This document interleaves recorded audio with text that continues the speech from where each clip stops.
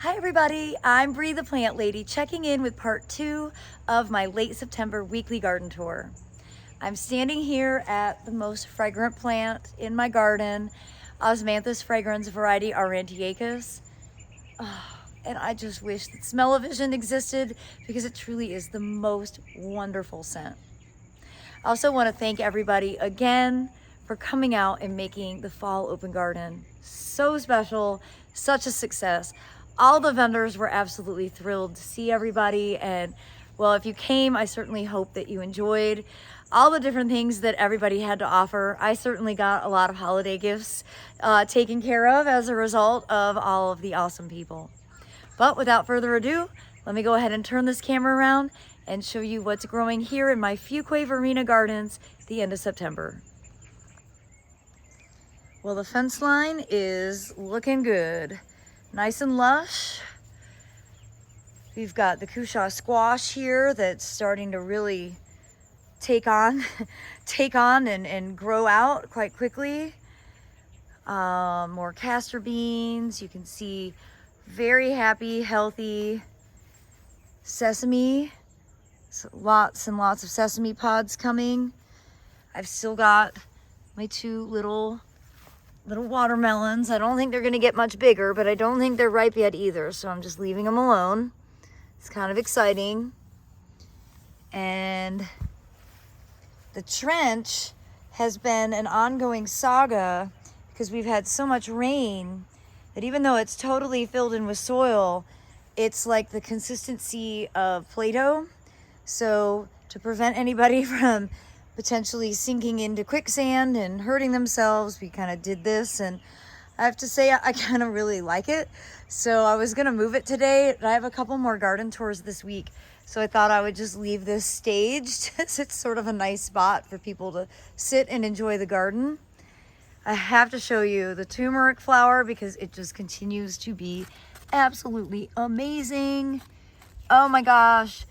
If my enthusiasm for turmeric hasn't worn off on you, I don't know what to say. This is the coolest plant of all time, and everyone should be growing it. And the bottom line is you can buy it from the grocery store and just plant it. So why not? Why not give it a try? At the end of the year, you'll have a beautiful container like that. Again, you can see how tall the castor beans get. They really grow rapidly at this time of year. And, well, yes, the squash is definitely kind of overwhelming everything, which is fine. I'm really hoping that I do get some fruit. I see one in there, but it looks like some bugs have kind of been having an influence on it. But this is the Cushaw squash, which is a great native squash. You see it does not have the silver mottling. I still have plant tags out, which I'm leaving so that the garden tours that I have this week have the benefit of that. Now in contrast, you can see the Seminole pumpkin, which has the silver mottling on the foliage. I haven't spotted any fruit on here yet, though I haven't really looked all that hard. But I do hope that I get some. I like to, oh wait, this is not a Seminole pumpkin. Look at what I've just found. I'm gonna go ahead and harvest that because I prefer to eat these tender. Ooh, I'm gonna have to eat that tonight because I didn't do a good job tearing it off. I am endlessly confused by what I have planted. What can I say? The label's washed off and therein lies the trouble. Well, hopefully you watched my really quick video about sowing the wheat, and you can see it has germinated quite well, as has the Ms. America Mizuna, and you can see that's that purple leaf. So I think this is actually going to be a pretty cool combination. I'm so impressed that I still have nasturtiums, and those are actually from last spring. I think I actually sowed those back in February. So I'm really impressed with the nasturtiums' will to live this year because it was hot and miserable, And usually they don't do that well. So, gotta say, need to give the nasturtiums a lot more credit. So I mentioned that I like to eat those squash young, and you can see this is what that looks like. I think it's a cushaw, just based off of its shape. And I'm just making a quick ratatouille because I have so many eggplants. So I'm just gonna pop this in the oven for about an hour at 350. I'm gonna go ahead and add the rest of these slices, top it with a bunch of tomatoes, and call it dinner. Yard to table. And there is the finished product. Onions, peppers, tomatoes, eggplants, and whatever squash that is. Topped with some complete seasoning, olive oil, and some salt. And I'm gonna pop it in the oven at 350 degrees for, I don't know, 45 minutes or an hour. Usually I forget, and then I smell it. It'll be delicious. Okay, back outside after a quick cooking intermission. And well, I'm so happy with how this foundation bed is looking. I have decided I'm gonna take out that conifer because it's got some bagworms on it. To be honest, I'm not really that attached to it. And I wanted to show you behind me that finally my cattle fence arch is getting covered. And I do believe this is Seminole pumpkin, but we'll see. I don't see any fruit yet. Keep my eyes peeled. I think it is, because it should be round and stripy, and that looks like a round stripy fruit right there. Get my finger right there. So, okay, I'll have to stay tuned to see how that grows out. And I did want to show you that the tower garden is looking great. I'm so glad that I just went ahead and replanted it for fall, and everything is doing wonderfully. The lettuce is definitely already ready for harvesting, and I'm planning on making some duck bacon so I can have some BLTs. Now I actually have lettuce for the BLTs. So if you've not grown in water, you need to check out the tower garden. And into the pool bed. I think everybody was equally impressed with the plumbago. As you see, it's just so spectacular. And, you know, the zinnias are looking a little worse for wear, but I did some hard cutbacks on them, and I've got lots of flowers still. And it's been endlessly entertaining to watch the hummingbirds on the Kufia. And they are on both varieties, the bat face and the vermillionaire. So I like the bat face better just from an ornamental perspective, but I think both are well worth growing. Sesame plant is an absolute monster. This is the white seeded sesame because it has the soft pale pink white flowers.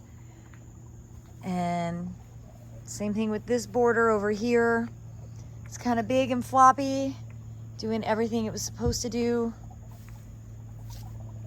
Basil, I'm planning to actually cut down most of this basil and dry it so that I can make dried herbs for holiday gifts this year. That is a mazel, which I've already done 2 big rounds of harvesting off of, so should have enough herbs to basically provide for everyone I've ever met. Well, I cannot believe it, but the persimmon is actually starting to ripen. It's very, very early, but there's 2 up here specifically that you can see are a much richer color. And this is, I mean, it just picks off so easily. That is ready to be eaten. I tried one already, so I'm saying this with confidence because of that. This one, not quite. It's soft, but it's not as soft as this one. And that's really the key. You see, these are super hard. So those are not ripe at all, but it's pretty awesome to have one that's actually ready to be eaten. And I'm totally gonna eat that tonight for dessert. And just quickly to pan across the south-facing border, these serrano peppers are really doing great. Lots and lots of fruit on them. I'm so happy that I did the cutbacks when I did. saying that out loud now to remind myself for next year that it is the right decision. And I wanted to show you that the broccoli and cauliflower in the wall is also growing really well. I've been doing a good job keeping everything sprayed with BT, so not a lot of damage from caterpillars, which is really critical. But so pleased to have all of these things already growing, because that means we will definitely have cool season veggies to harvest before Thanksgiving. And as I come along the front side of this border, well, lots of eggplant. Be able to make some more ratatouille. And the broccolis that I planted 2 weeks ago are looking good. I probably do need to spray these with more BT because you can see lots of holes in their foliage. I don't specifically see any worms, but actually could go ahead and treat these with the powder. Not that there's really a difference. I was just thinking I was spraying the stuff in pots. It's a bit easier, and then I can powder the stuff that's in the ground. Lots of peppers coming behind there. Of course, beautiful zinnias. And whatever squash this is growing quite well. Any luck, we'll get some fruit set on that. A lot of these squash or pumpkins and stuff produce more with shorter days, and also I think cooler weather helps. So usually I'm harvesting squash like these hard squashes, these winter squashes, late October into November. The Ms. America mustards are all doing really well along the edge to help prevent the deer and rabbits, which are absolutely voracious. There's no questioning that. And, I'm noticing over here something I don't think I planted. Is that a canna? That's got to come out. I have a no canna policy. That is growing from where the compost pile used to be. But I am getting a lot of tomatoes off of this self-sown Roma, or Roma type. And it's really quite nice when a tomato plants itself and actually lives in the ground very successfully and actually produces fruit that's quite delicious. I also wanted to show you the Mona Lavender Plectranthus, which is so spectacular. This is a native to South Africa, bred by my friend and Andy DeWitt, and it is a short day length bloomer. So the Plectranthus are always going to be really showy as the days start to get shorter. I'm on the lookout for figs. I see lots that aren't ripe, and you can see that the sorghum has really emerged to great heights, and it is starting to flower, and then that flower will ultimately be followed by seed. It's so impressive. It's so tall, way taller than the bananas. The bananas are looking a bit rough. I need to come through and do some cutbacks on all that kind of ugly discolored foliage. And as we enter the fire pit, oh, I see some ripe tomatoes. Ooh, I also see some dry pots. Okay. The tomatoes are doing great. I mean, they don't look pretty, but they are setting a lot of fruit. And I'm gonna go ahead and grab this one. This is from Awesome. It's an easy name to remember. It's a bit beat up, actually. I'll show its rear side. To use this, I'm gonna have to do some creative cutting. I'm not so sure I should use this. Actually, I'm not. I'm just gonna toss it in. But yeah, I think I do need to water these pots. We did get rain day before yesterday, but not enough, apparently. But overall, very pleased with how the fire pit has turned out. I love this center section with all the succulents. I never regret having succulents. I think that you'll find the same. Well, and I wanted to show you what we have left after the open garden. A few ornamental grasses, which are great because we have some big plans for getting those planted. We have some native landscape plugs. These are actually all left from last spring, which to be honest, like I wasn't like really trying to sell these. Wanted to have them available if people needed them, but we've got plans for getting them planted. So I was pretty glad that we have a good assortment left. We have lots of ferns, which is probably going to be one of the first projects that we take on. We're going to go ahead and get the ferns planted at the base of this taxodium, get this bed nicely enriched. So that will be a fun project to come soon. And you can see these are the cool season veggies that I alluded to yesterday in my tour with the Wave. I think I'm gonna go ahead and do a mass planting of these out in that front border because that's the space I have available, and keeping them watered in these small pots will definitely prove to be too challenging. So it's better to go ahead and get them planted, and well, hope springs eternal. It's a new season. You can see I've got the big table set up for the seed sale. We sold out of a lot of seed. So we do still have wheat and barley, some rye, some mustard, daikon radish, crimson clover, buckwheat, fava beans. I was surprised the fava beans didn't sell better, but I didn't have any information about them out, so that's probably why. Got purple top turnips, but flower-wise, we are really down to not a lot. We've got California poppies and corn poppies and a couple packs of bachelor buttons left, and that's it.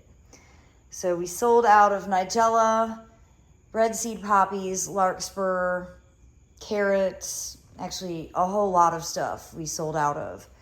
So that's definitely gonna influence upcoming seed sales. I wasn't anticipating actually selling out, and how we have. So everybody is aware, we have fewer flowers than usual for upcoming seed sales that I'll be doing with live programming at events. And it's not that we didn't collect copious amounts of seed, it's that the goldfinches stole a lot of the poppy seeds before we got it harvested.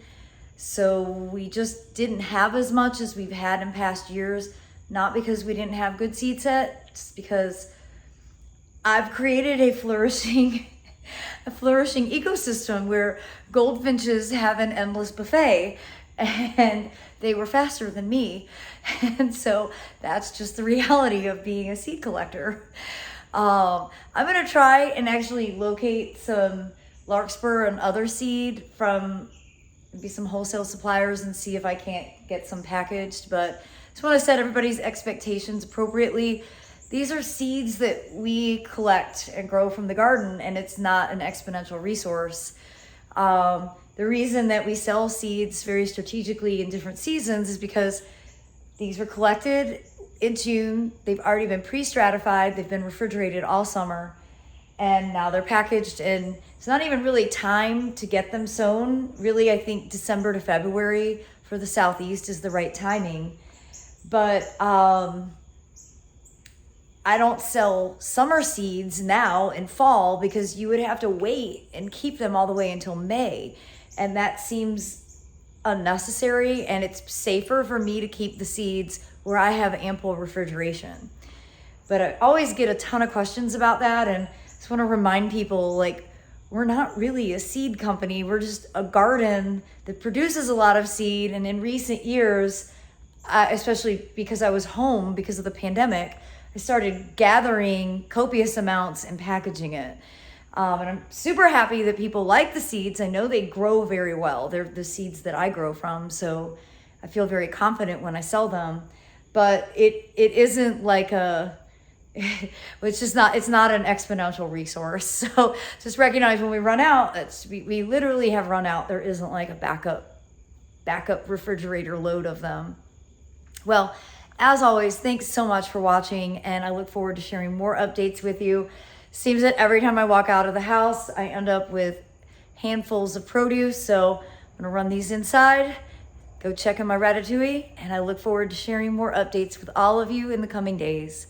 Thanks so much for watching, and happy gardening.